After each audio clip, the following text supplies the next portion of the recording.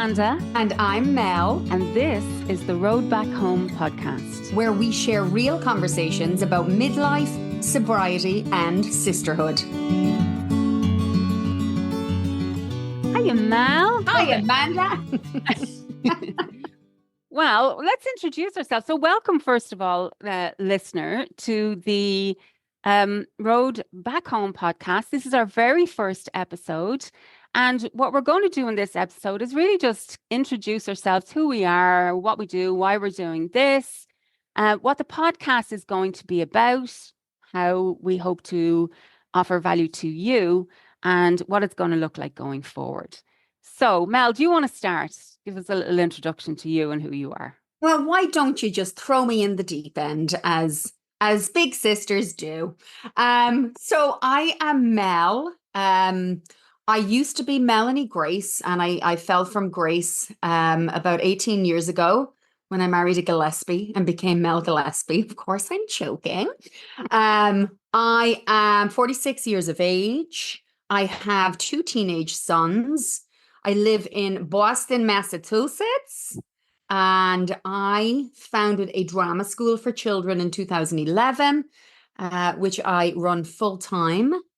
And I wear many hats in life, and my goal in life is to get through each day, one day at a time. And you're also my sister. I am also your sister. I'm your little sister. Yeah. I'm Amanda Grace, and I am 48. I'm actually about to turn 49. I am an inner work mentor, and I help women transform their lives through inner work, obviously. And my main thing is journaling. I'm a big journaler. I'm an art journaler, and I've been journaling all my life. It is my therapy, and I love to share with other people how to develop a relationship with yourself through the tool that is journaling. I live in Ireland. I live in the county of Tipperary, right on the border of Clare, on the River Shannon, on Lough Derg, which I jump into almost daily to help me regulate and feel good in my skin, wash the day off, all those good things. I love art. I love music. I am very passionate about personal development, and I'm a woman in recovery. I'm sober from alcohol 7 years, and I'm on a continuing journey of recovery and sobriety that has gone way beyond the just being abstinent from alcohol. But we'll talk a little bit more about that in a second. What I'm currently working on, well, I've taken a step back a little bit from my let's say what I had been doing, running communities, offering online programs. I still work one-to-one with clients, women on their journeys back home to themselves. And I, in November of last year, had just a complete burnout from trying to, I guess, hustle online and constantly. I had been constantly creating. I was nearly 10 years of constant content creation, and I just got burnt out. So I got myself a job. I took a step back from my online self-employment, got myself a job as a barista, discovered I absolutely love it. And so by day, I sling lattes and cake, and I still do this inner work mentoring on my own time. And that's really, I'm married to Terry, and we had, up until this year, a 16-year-old golden doodle called Ted, who we still miss very much. But I live with my mammy, who's also your mammy, Mel. I live with her. She is, as far as I know. Yeah. So I live with my mammy here also in Ballina and Tipperary for several months of the year, and the rest of the time she spends in America, where the rest of our family is. I'm the only one living here in Ireland. Melanie, as she said, is in Boston or Massachusetts, and so are our 2 brothers. But you'll find out, I guess, over time a little bit more about that and them and us. So Mel, why are we doing a podcast? It's a great question. Why are we doing a podcast? Well, what's interesting is when you live so far away from a sibling and or a friend, you're on the go, and the time difference and the whole lot. And I suppose you and I have connected so much through WhatsApp. Mhm. And I look forward to those messages coming in. And I don't know how many times I've said to you after listening to Amanda, she's allergic to sending like a 1 or 2 minute WhatsApp. It's usually more along the lines of 27 minutes to 48 minutes. So when I listen to those messages, I have often responded to Amanda and said, you really should consider a podcast, because they're always I always call it, especially when I've reached out for some sort of advice, I've always called it the Golden Nuggets series, where there's just so much good stuff in there that I feel, obviously benefits me and always has, but could benefit so many other people too. So I think maybe I have said it enough times to you that it just clicked. And I think just recently, and I forget which one of us it was, maybe I had reached out and said, It was you you. know, it was me. And we were half joking, really. I said, maybe we should start a podcast. Um, so, I mean, it wasn't something that we intentionally planned over time. It's an idea that I think I planted a seed a while back with no intention of me being your co-host. Mm. And then I maybe manifested me as your co-host. And what I love about it is that we just took action so quickly. We didn't let it sit, we didn't stew on it for too long. We just said, well, look at it. If we're going to give this a shot, let's book a date next week and get it. Yeah. Yeah. And I think we knew that that we were onto something, not that we're onto something, but that what we are, because the topics that we're discussing, obviously midlife, sobriety, and sisterhood, like that's what we're really talking about. It's not like as if we've chosen a topic and we're going to start talking about it. This is actually the conversation that we've been having for years. Yeah, And yeah, for and we're just, sure. yeah, we've decided that there's enough value in the conversation for us. And also, knowing that because we're talking real life, that there's bound to be value here for other people listening.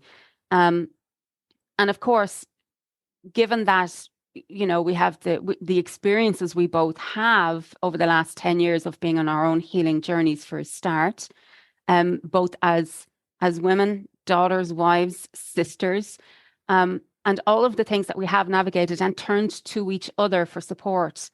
Um, just there is this is an ongoing conversation. We're not just starting the conversation now.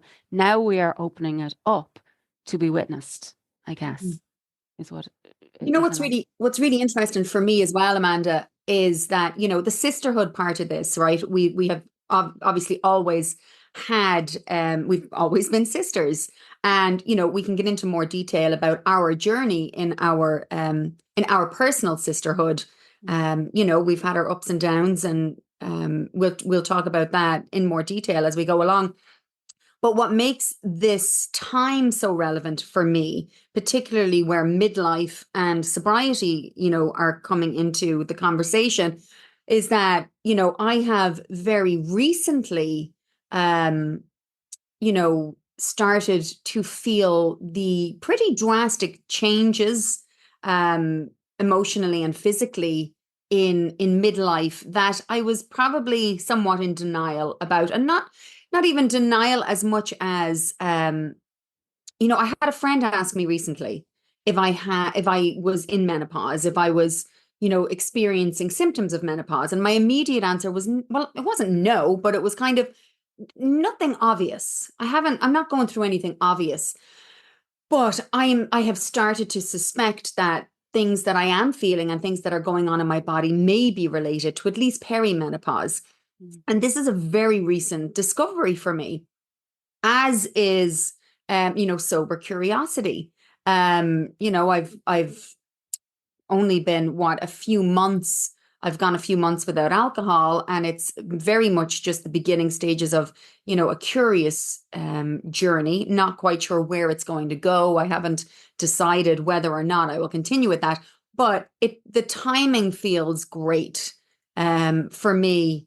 Or just feels appropriate in relation to the topics that we're going to discuss. Had you reached out to me earlier in the year or last year, I don't know that I would have felt that I had relevancy to offer to those first two subjects, or Yeah. topics.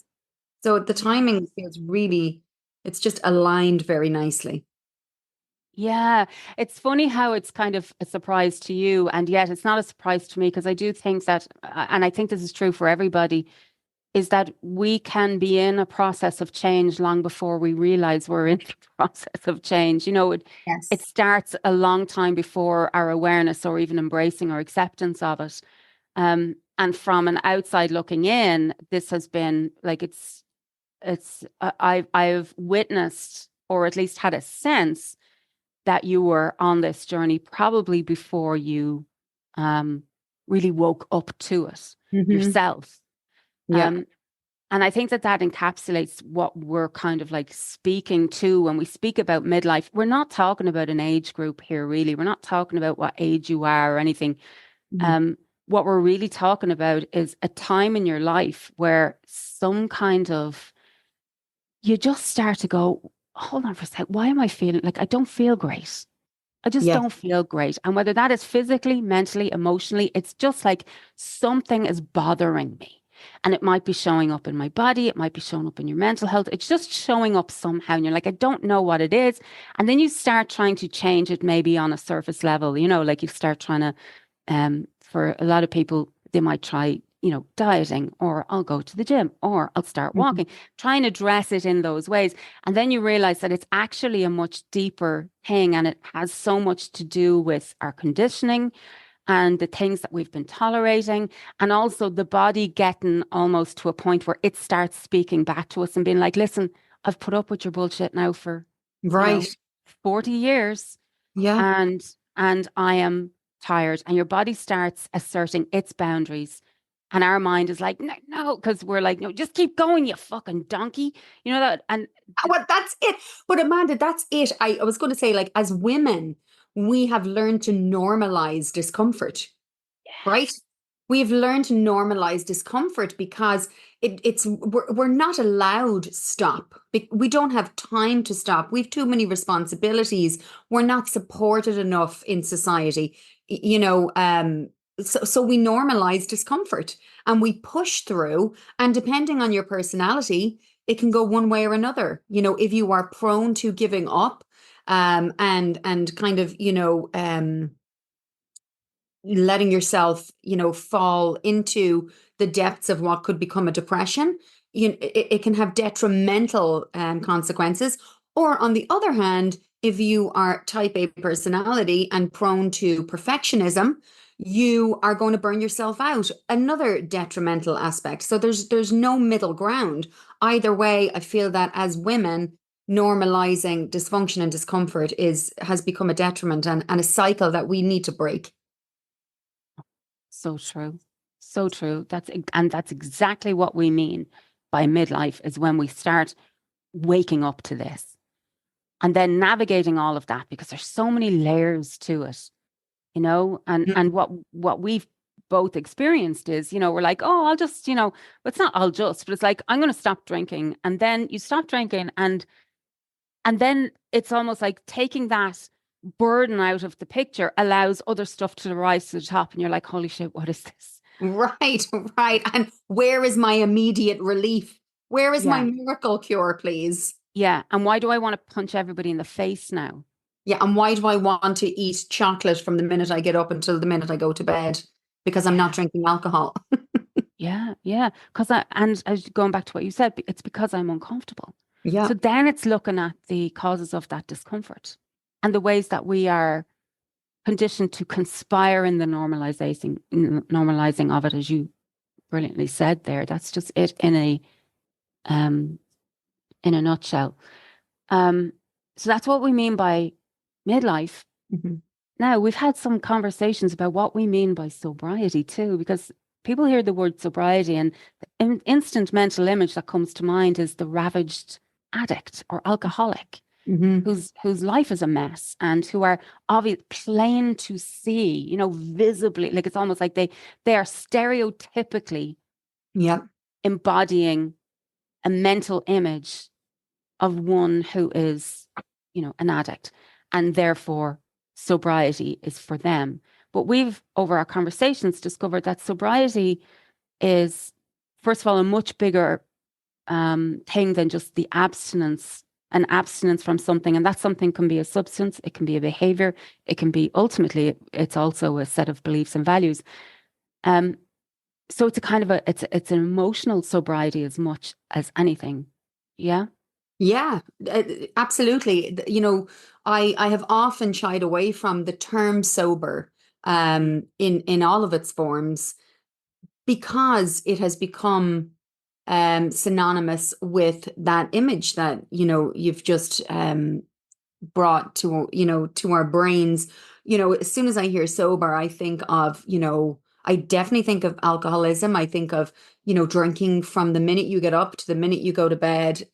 So, even though sober curiosity has become a well received word, it still doesn't feel like the type of sobriety that everybody is kind of engaging in. I feel like there needs to be more words in order for Yes. people also to accept the term in its kind of original definition. Mm, yeah. There's a whole movement of gray area drinking. Hmm. And I think it's a very useful way to look at things. Like when you find yourself in the gray area, you're neither end of the extreme. And Yeah. so the brain, kind of the brain is quite binary in its thinking. And it's, I'm either this or I'm that, or else I'm either this or I'm not that. And and so so much of we not waste, but we spend so much. I know my brain spends so much energy trying to even just identify, does this even apply to me? Hmm. Because I don't fit the mental model I have of quote unquote being midlife, or I don't fit the model I have of being quote unquote, you know, drunk, whether that is drunk in the literal sense or drunk on your belief system or drunk on a relationship or drunk, whatever, just Mhm. under the influence of something. Basically, if we just, we're all under the influence of something, and therefore everybody is recovering from something, whatever it is you've been under the influence of. And so, this gray area, when we fall into the gray area, Hmm. it can be really uncertain. Like it's really unclear because those parameters aren't as clear to us. It's not as obvious to us that first of all, the problem is not as obvious to us because it's not extreme. And secondly, the solution, therefore, is not as available to us because in our mental models, we exclude everyone but those sitting on either end of the extreme from being entitled to or allowed to belong or allowed to allow themselves this journey of recovery because in Yeah. the gray area there's not much definition. Yes. Well, also because it's so new as Mm, well, and I'm grateful for the term mm, because it has been a kind of a buoy, is that how you say it? That thing that you yeah, throw into the water? It yeah. has been a buoy for people who don't identify as alcoholics. And I'm sure Mm, that we'll do, a whole podcast on this, but mm, as somebody who doesn't have a problem with alcohol, like I'm not an alcoholic, the hardest thing for me, I started out with the 100-day challenge, which, has long gone and I've continued on the journey. And even just saying that to people it felt like a safety net for me to not be judged, you mm, know. And it's funny because, when you say to people who are used to you having a drink, oh, I'm not drinking. I don't know if they even ask why or if I have felt obligated to come up with reasons as to why. I'm jumping the gun to defend myself. It's like that, mm, the big spot on your face when you meet somebody and you point it out to them. Oh, Here you give Yes. it a name or something. So you're kind of pointing out your flaws so that you're kind of dealing with the elephant in the room. And I think I've been doing that with my own recent sober curiosity, where I have yet to find an answer that I'm comfortable with. If somebody says to me, "Why are you not drinking?" Mm, I don't have an answer for that yet. That feels authentic. And I think it's because I don't maybe know the answer yet. yes. It's such a good point. This idea that we have to defend ourselves and the self-consciousness we have. And again, it is the like the brain's job is survival. And because of that, it's it's constantly trying to get predictability, certainty, control. It needs the brain really doesn't like existing in a gray area. It kind of needs to Mm. be able to file something away. Well, at least if this is addiction, I can file it under addiction and move on. But if that's Amanda, not what, yeah, oh, I'm sorry. go on. I was going to ask you, do you feel that you are an all or nothing kind of person? If you'd have asked me that earlier in my life, even just a few years ago, I would have said absolutely yes. Because I had a mental model of myself that really didn't do me any that didn't do me any justice. And you have been witness to this, Mhm. how how I have um and we see other people doing it too, but how I was so confident in my pretty poor assessment of myself that I was pretty sure that I was, just a big loser kind of a thing, and that it was Mhm. all or nothing, or and I really did have myself limited and boxed in so many ways. And I started to say a few years ago, especially from giving up alcohol and cigarettes as well, when I was like, gosh, I remember distinctly to this day, remember both with alcohol and with cigarettes, thinking to myself, I could never give this up. I just Mhm. can't imagine a me without these things. And so in my inner work over the last few years, I've kind of made myself look at that and say, man, look how you were wrong. Do you see how Mm. you were wrong about that? And then I started to tell myself over the last few years, I can't wait to be wrong about more things. Oh, I You know, love that. I love that. yeah, because these self-imposed limitations, and then I would argue for these limitations, and that's a whole phenomenon where we argue for a limitation. So I would have said, yes, I'm a very black and white person, but I'm training myself to see how that isn't actually true. That's my brain doing the whole black and white thing. That's my brain in its thought errors and doing its brain thing where it's like, no, we know what that is. You're just lazy, and because we're going to file that away under your in your identity filing system as lazy person. But I've trained myself to look at myself with a wider lens and see the areas where that's not true. And so it's no longer an absolute about me. So I'm not an all or nothing person. I can be all or nothing about certain things, but when I catch myself now being all or nothing, I look for evidence to the contrary. And I force myself to um, advocate for the times, the exceptions to that quote unquote rule in my head. Because Yeah. if you think about rules, like that's how, back, Melanie, when we were in school, I don't know if you remember doing computers. And me and Melanie both went to an Irish school. It was called Reevrocht. Do you remember in our Reevrocht class, Oh, in computer yes. class? Do you remember how we were taught on computers? We were taught coding. Yes, I do. And it was Yeah, useless though. years ago. This was before Windows, before personal computers. And what you would do is you would basically instruct the computer and you would give it rules. Yes. And then the computer would operate according to those rules. So basically, computers are programmed by humans who tell them what the rules are. And there And was then always one smart arse in the class who could come up with their own code and there something you funny go. would happen or And yeah. they're the billionaires probably of today. And they were The rest, usually the geeks that we weren't interested in. How wrong we were then. I know. And I thought I was cool because I was playing Tetris. Yeah, Amanda, you weren't playing Tetris. You were out in the back smoking around the boiler. Well, probably. Well, although I don't think I ever mixed computers, although I could have because it was quite boring. But the analogy being that like the rule is the computer acts like as if the rule is set in stone, and therefore all its logic Hmm.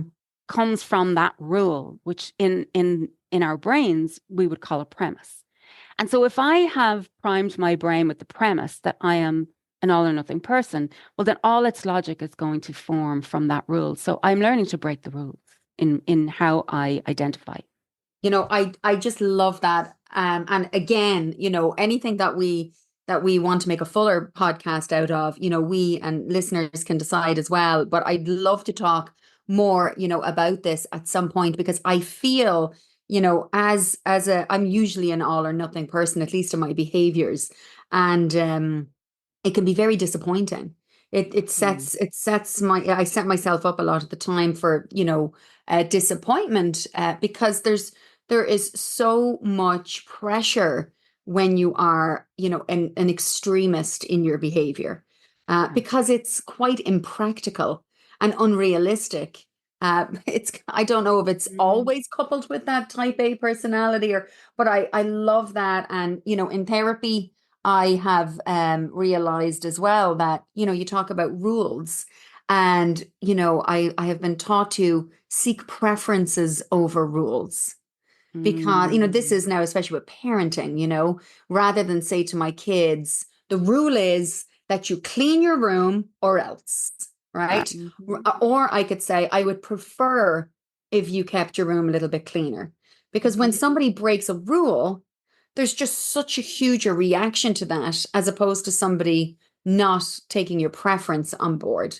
So but again, it's a lot to change when you've been programmed a certain way for so many years. But I love what you're talking about regarding hope and knowing that you proved yourself wrong and that is there for the taking again in the future. I think Yeah, that gives us all a hope, that there is a way for us to see a different version of ourselves than what we are now. 100%. Absolutely. And so, yeah, embrace where you are wrong. I mean, it sucks to be wrong on some levels. If you're going to if you're going to live an ego-led life, which is really a fear-led life, Mm, um, well, then it sucks to be wrong because, the ego needs that to be correct because the brain, of course, needs to be safe. And it's operating on the rule that I can't be safe unless everyone, likes me or people aren't mad at me or whatever it is. But yeah. like you said, that's a deeper dive. And we've so much to talk about. And we've been saying this for years. We've been saying it for years. Oh my God, that should be a Yep. podcast. And there's been times where I'm like, should I go into our WhatsApp and try and extract these conversations? I know. I Yeah. know. I know. By the way, um, in case you don't remember, I'll remind you that your idea for us to start a podcast Mm. came on the back of you having reached your 100 days of sobriety. Ah, I Yeah. wasn't aware of that. Yeah, you got to your 100 days and you drove out to the beach. Do you want to tell people about what that was like for you?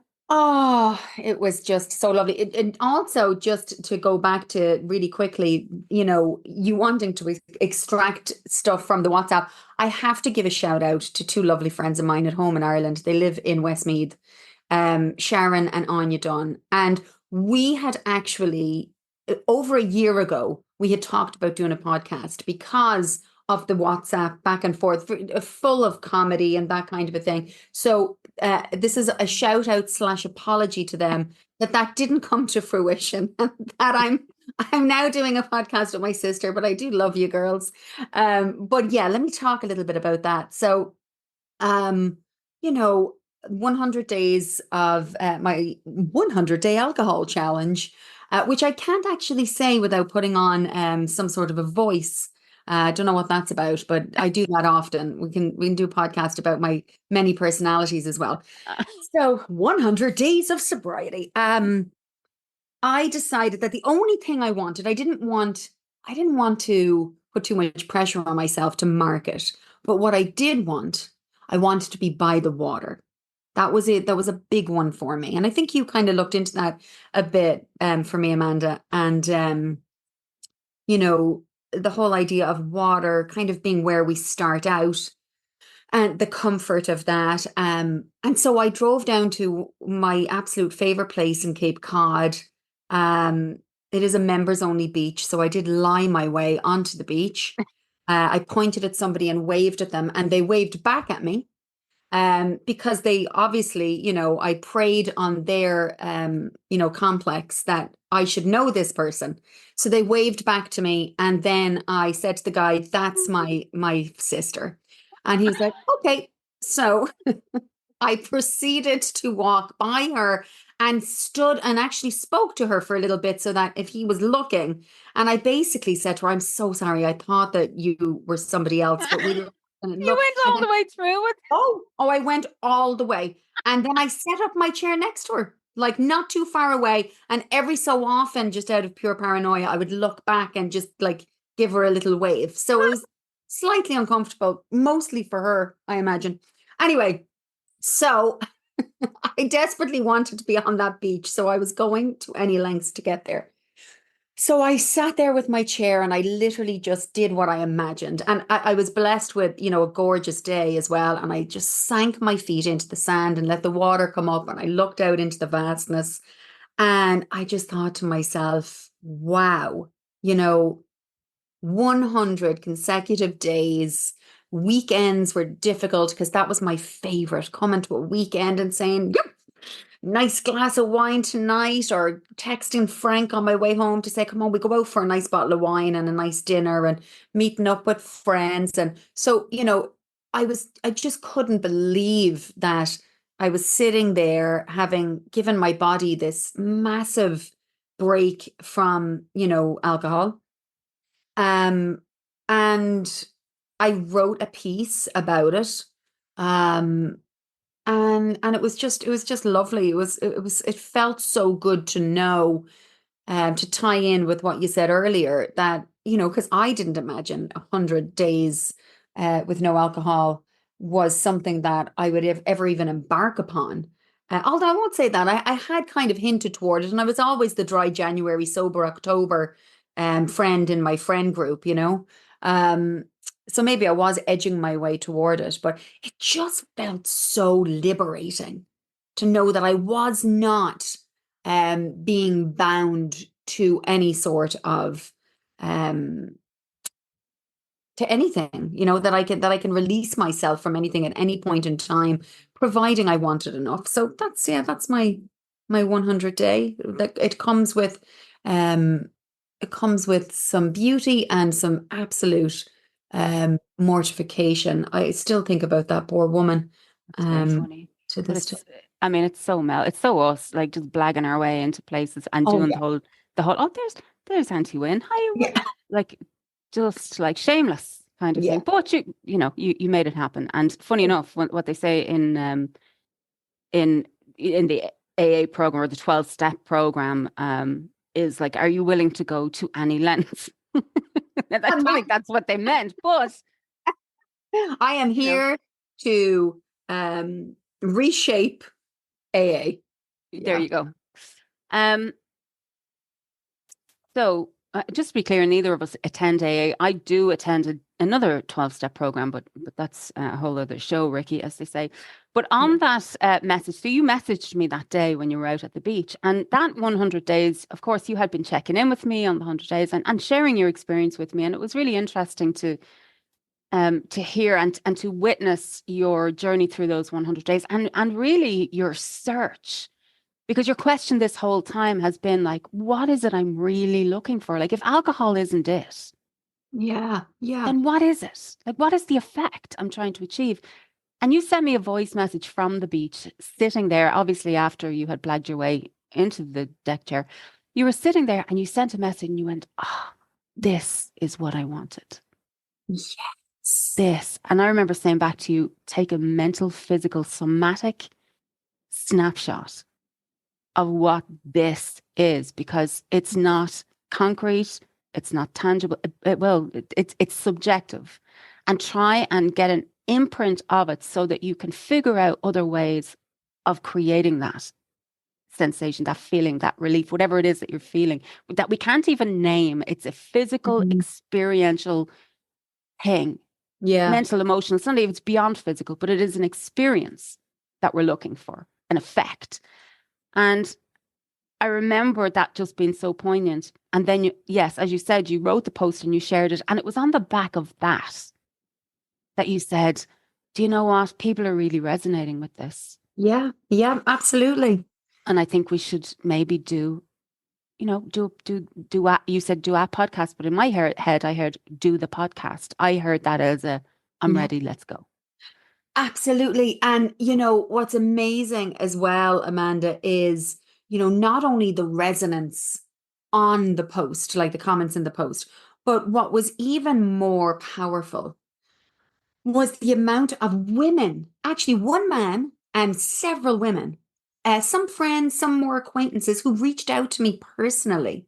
Mm. Some, congratulating, some kind of in awe of, like, how the hell did you do it? I would love to be able to do it. Some people saying, I've just started, I'm on day 2, I'm on day 9. And it just, like, you have always, been a guiding light for me on your personal journey. And I feel that I've had a really intimate seat in the vehicle of your journey because you've also let me in, and again, we do have a podcast to do explaining to listeners how we got here. It wasn't an easy journey for us to get to No, this lovely place yeah. where we are It, now. it, it took a while for me to take you down off the roof rack, let you in. Oh, stuff the lights. That is a perfect visual for that. I felt every blade of breeze on that roof rack. So we'll get into that at another point in time. But you've been such a guiding force for me. So much so that you wouldn't believe some of the things you've sent me on WhatsApp that I've put straight into action. Because you're proof of the pudding yourself. So for me to have women reach out to me, and one man who is sober 40 odd years and who was like, you know what, if it only ends up being 100 days, I'm so proud of you. Mm. And of course, I'm known as, I mean, my mothers at Melodrama always give me a gift of a bottle of wine. Yeah. I'm known as the social butterfly, over here, and it's not unusual to see me out and about having my third or fourth glass of wine. So for me to be any sort of an inspiration or help to anybody who is even curious about the journey, that is what really motivated me to want to go, public, both from the post perspective, even though, I made no promises to myself or anybody else that this was going to be a forever lifestyle for me. I still don't know where I'm at with it, which I think is an interesting perspective to have on this podcast. Um, but yeah, the time just feels right, doesn't it? It does. It really does. And something I'm really looking forward to, for you here is really having these conversations between us documented, because I want you to hear your own wisdom, you know?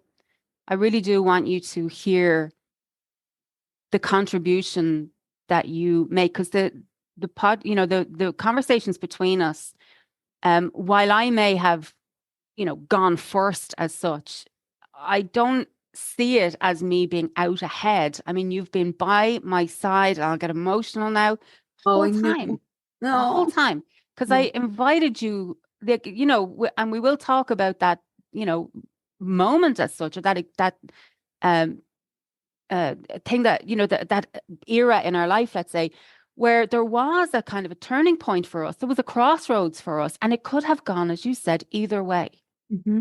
Hmm. And I kind of, I reached out my hand as an invitation. Let's get to know each other differently.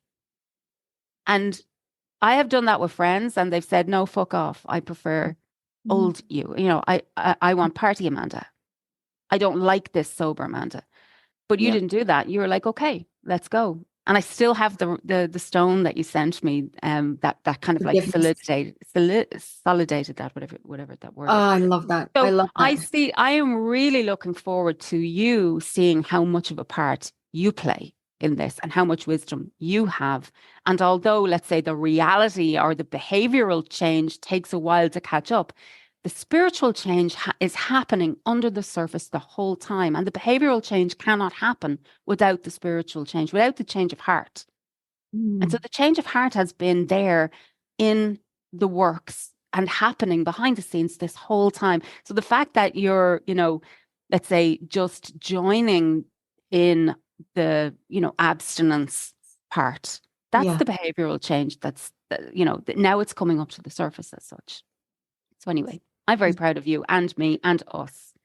Well, I am too. I am Yeah. too. And I take every opportunity to, not hide behind any rose bush when it comes to the journey that you and I have taken to come to this very authentic relationship that we have now. I'm very Yeah, proud of it and of us too.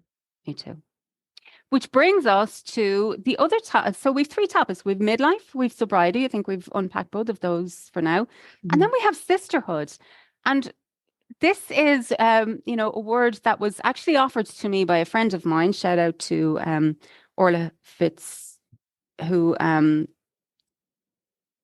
anyway, she's a colleague and I love her. But because I had said relationships was the word I was using, Mhm. midlife, sobriety, and relationships, and I knew it was too vague and too broad. And she was like, I think sisterhood is the word you're looking for, and I was like, that is it. Yeah.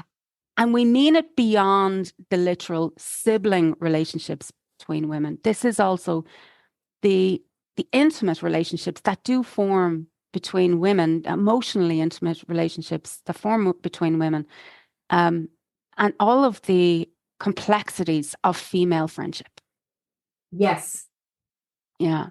Which I haven't always navigated great, they just have been because I've had very intense friendships. Yeah. Um, You know what's interesting about you and I as well? As we were growing up, we had a tendency to have more male friends than female. oh gosh, I don't interesting. know, and maybe I shouldn't say that about you, but when I think about your friendships, growing up, and you're welcome to say I wouldn't consider that a friendship. Of course, we won't name any names, but I know for me growing up, I had, a handful of what I felt at the time were solid female friendships. And of course, with time, they change and everyone's lives change and that's a natural part of life. But I have still remained friends with my male friends who I've been friends with since I was a teenager, which has been a really interesting Mm, thing for me. And yeah. there's probably less on the line in regards to, do we get as emotionally involved with friends, platonic opposite sex relationships, or I don't know, but I always found that to be interesting. Yeah, definitely. Less drama with men, probably more boundaries with men. Yeah. Yeah. Um, Less expectation. Probably, yeah, that's pretty true. Used And, to, and we can go my back to our conditioning as well. Like men tend to get away with more. We make more excuses for them, I think, maybe than we do for each other. Yeah, and which means that we probably forgive them more easily than we would a female. Yeah, yeah. The wound cuts more deep when the when it's between women. But definitely part of, and I'm working on it right now as I go through the steps. I'm on step 8, and I've done my step 4 inventory, and which is basically taking a look at all the ways that you've basically fucked up in life. Um, and then 8 is crafting a list of people to whom you're going to make an amends, whether that is an actual amends or a living amends. But you're basically looking now at your part. Yeah. And several of these amends that I'm looking at now are in relation to friendships having ended badly. Yeah. And um, and the work of these amends is not to get down on your knees and start, whipping yourself in the back and like you're such an asshole. It's not that. It's about really again, it's furthering the awakening. It's taking on that responsibility, focusing on your own responsibility in the situation and avoiding blame, not and avoiding reopening new wounds. And it's about acknowledging the hurt in you and also the hurt that you've created in others by acting out of your hurt without the expectation that the other party will see it this way too, or get over it or whatever. It's a no expectation. It's an act of compassion and love and forgiveness. Mm. Um, Yeah, that's the part that I often worry about as I do more and more, self work on myself. And, people who are not doing self work for whatever their own reasons, and no judgment. However, it can sometimes make it more difficult to keep that relationship going, you yeah. know? Do you like being on step 8 now that you're on in your own 12-step program, which again is not AA, but a program that you're doing?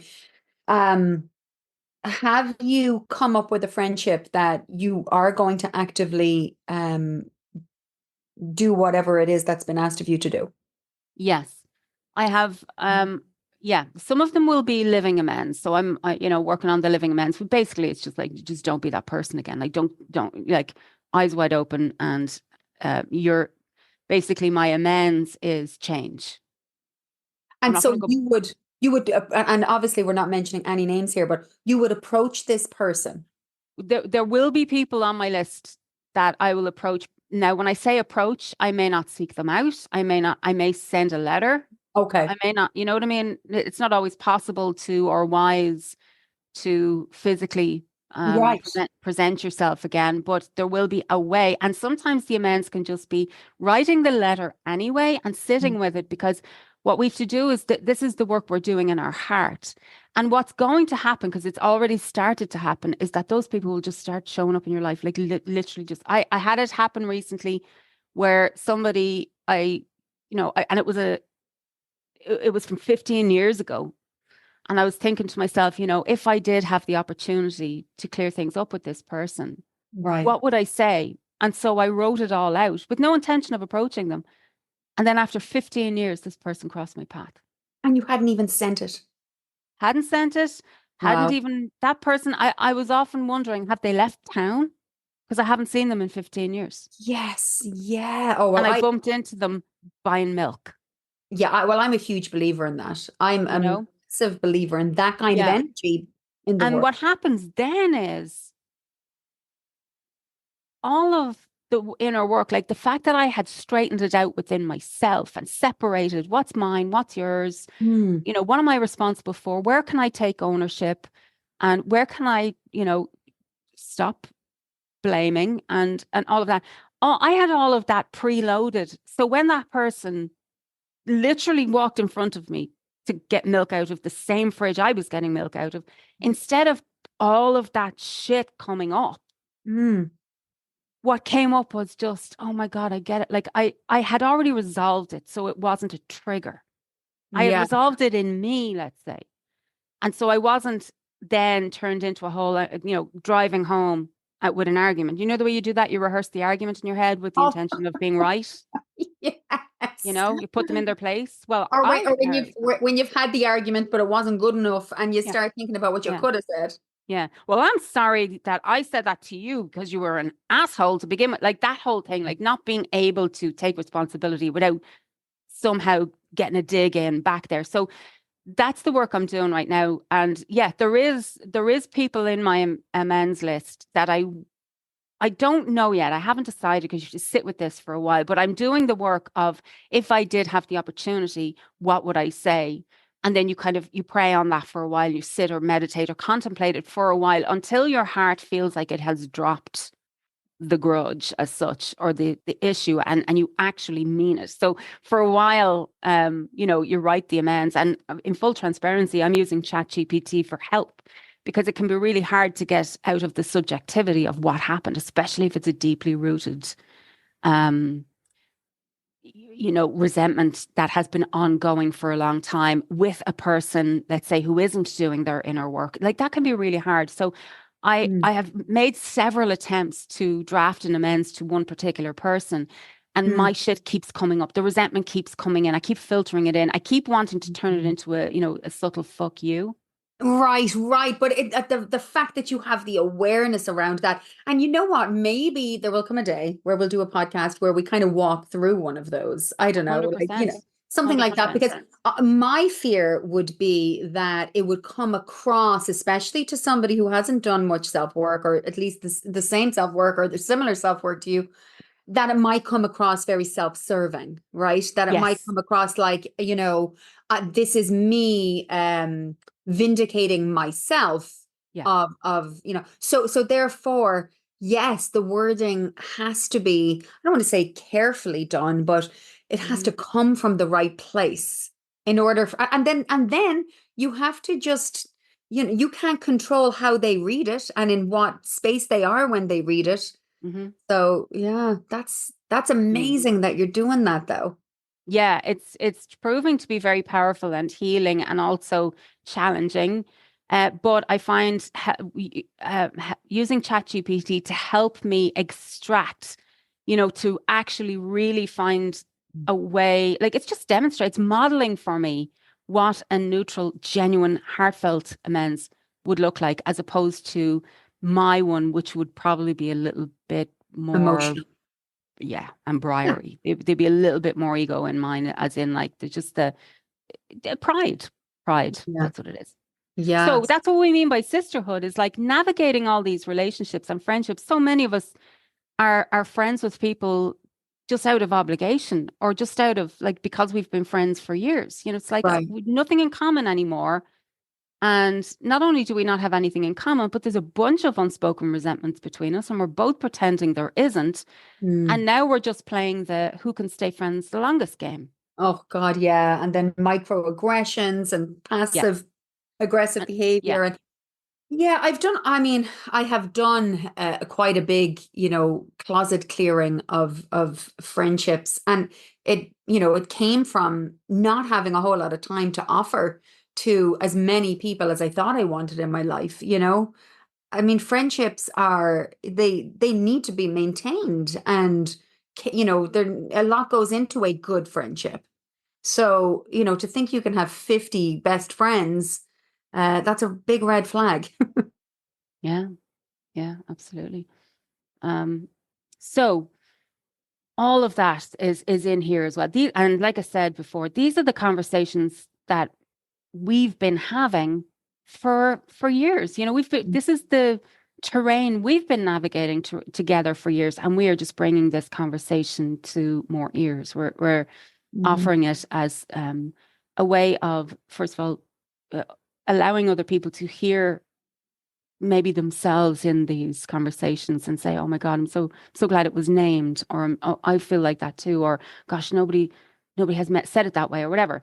So that is, let's say, that's what this podcast is about. That's what we mean by midlife. That's what we mean by sobriety. That's what we mean by sisterhood. Uh, what we think we're bringing here, well, it's in the very first part of the tagline. It is real conversations. And Mhm. like what you said there, Mel, we're not going to shy away or hide behind the rose bush Right. from this. So there's authenticity, Vulnerability. vulnerability, and also a modeling of what it means to be empowered and to do this hard work that ultimately sets not just you free, but everyone who loves you, really sets everybody free. I Yeah. always say to my students, like your healing is a gift. It's not just to yourself, but your healing is a gift to your loved ones, your community, your friends, to everybody. Now, it may not feel like that to everybody, but ultimately that's what it is, and that's what keeps you on your path, is that my healing is a gift. This is not me being sticking my head up my own ass and self-serving. This is me, wrestling with my own ego for the greater good. So I thought it might be interesting. Have you any fears, apprehensions, or concerns as we start out, Mel? Um, you know, it's funny because I did initially, and when I say initially, what have we given ourselves a week between deciding we're doing this and actually biting the bullet and recording? Um, Over time, anytime I've thought about, doing any sort of anything public, right? You kind of say to yourself, how much am I willing to share? You know, how much am I willing to put out there on the line? And I think I've come to a place with vulnerability where I I feel like I've done at least enough work with plenty more to do. And I know that, just simply from responses I got from that 100-day post, I know that there is a lot to offer when you are true and honest and real with people, because, it's much easier to hide behind that, and just pretend everything is okay and pretend, nothing bad is happening. Or so, whereas I would have said that would have felt a little apprehensive about that aspect of it, I'm kind of mostly excited about that now. So, I also was a little concerned that I wouldn't have the time to be able to do this. Um, and, we thought about, oh, we'll do once a month. Oh, we'll do twice a month. And we're going to attempt a weekly podcast. And I had a perspective shift, as you know, whereas I went from, I don't think I can even afford an hour a week, to something else in my life right now. And it shifted to, I actually need this from a therapeutic perspective for myself. And I want it to be something that I look forward to, which I very much looked forward to this morning. Um, yeah, so that's really it. I'm really excited for this adventure with you, Amanda. And I may call Amanda Fella accidentally from time to time. That is just a nickname. Amanda is Fella, and I am Bowley for her. So just in case you hear those names, those are just our little affectionate names for each other. Yeah. Weirdos. I'm glad you mentioned that because I forgot to Mhm. explain that. My I tell you what's coming up for me, and I had a good think of it about it last night. Was that as usual, I'm great for giving myself overcomplicating things, and over delivering and making things just putting too much on my plate, which is what got me into the burnout last November that I reclaimed myself from, and I have been feeling so good ever since then. And my recovery has become my priority, and I'm just loving my life right now. And then along with this, because we do and would love to foster community around this. Mhm. And I had thought I was going to, go hell for leather in that, because we're going to distribute this podcast on Substack. And I'll just give a very quick idea how Substack works and is going to work. So Substack is it's a platform that kind of combines being a blog, being a newsletter. It can be a podcast, it can be a community, it could be all of these things in one place. But the beauty about it is that we are going to host our podcast on Substack, and it means that you can subscribe to the podcast via Substack. Now it'll be available on the other platforms as well. But when you subscribe via Substack, you'll get an email notification every time an episode drops, which Mhm. just, it means that the weekly episode is delivered straight into your inbox, and you can then earmark it to listen to when you want to. Um, what we are going to do to begin with is just, have this, and it's never going to be behind a paywall. The podcast is always going to be free to listen to, and we will always post the podcast and our show notes on the Substack that you can subscribe to. And in the beginning, you'll be able to comment, you'll be able to, offer feedback, you'll be able to ask questions of us, you'll be able to suggest topics, all of that. Eventually, though, what we will do is we will probably put in a paid tier where that community access will be moved behind a paywall. And that will mean then that when we get to that point, because Substack is a new thing as well for us, and we have to figure out how it works. So I'm not going to take that on straight away. We will just put out our audio podcast through Substack, which you can subscribe to for free, and you'll always get the podcast for free. But over time, maybe in the new year, maybe sooner, who knows, we will put the community access behind a paywall, which will literally be a few dollars a month. It won't be much. And you will receive everything you're already receiving. Plus, we will have more of a community vibe in there, extra, some bonus content, maybe some Q&As, depending on how all this goes, journal prompts, all of that stuff.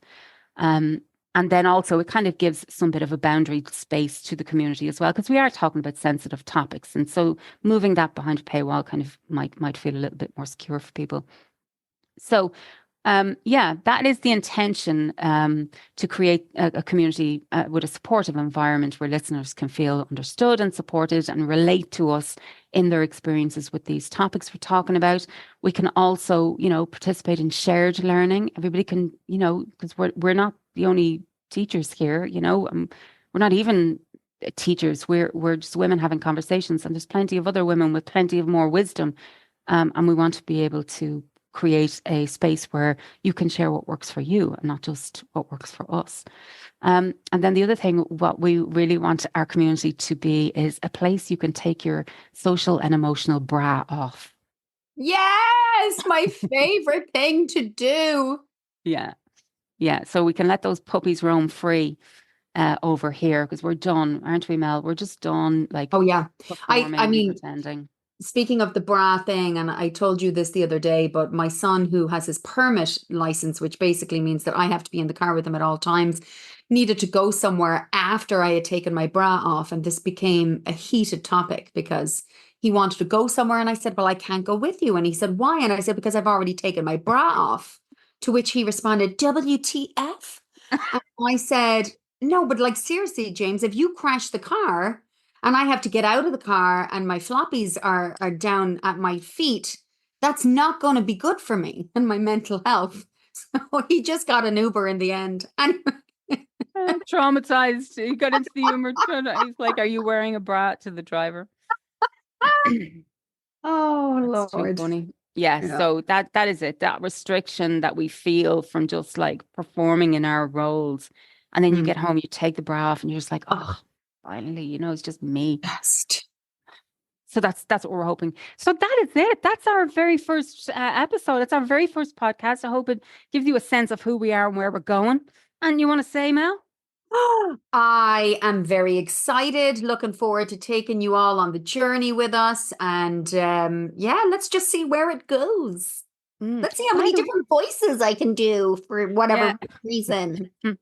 Um, by the way, we must give a shout out to Bradley James Grace, who is our brother, Yes. who has very kindly and generously given us his blessing to use one of his own original songs as the podcast theme. And we're very grateful to you, Brad, for that. Both me and Mel are big fans of Brad's music, which you can find on SoundCloud under Bradley James Grace. But he's very modest and very shy. But we love being his fans, don't we? We do. Yep. He doesn't realize how often. And same with our other brother, Brennan Patrick Grace. I often try to find their old music when I'm Yes. with friends, and yours as well, by the way, always gets played often. I find myself pulling up an entire playlist of family music that, Mm, is yes. out Thank there lurking in the purple year. flower Okay. blooming tonight. It's one of my songs that will keep under lock and key. I love it. Your favorite song that you wrote is Jenny Yehoria. Maybe, you know what? Maybe we'll have I'm already coming up. I think I've come up with 16 podcasts so far today, Yeah, but yeah, we yeah. might have a We, musical element to a podcast as well. You'd never know what you're no, going to get in here, folks. no, we're the all singing, all dancing graces, sober Oh, graces. All right, chicken. Well, listen, we yeah, did it. we did it. And Yes, now we have a weekly meetup, which is yeah, very exciting. yes, exactly. So we would say to you, dear listener, and I like saying listener instead of listeners because you're probably only listening on your own. So, dear listener, thank you so much for listening and tuning in today. And we look forward to more episodes and to see where this journey takes us. Thanks for joining us on the road back home. Bye.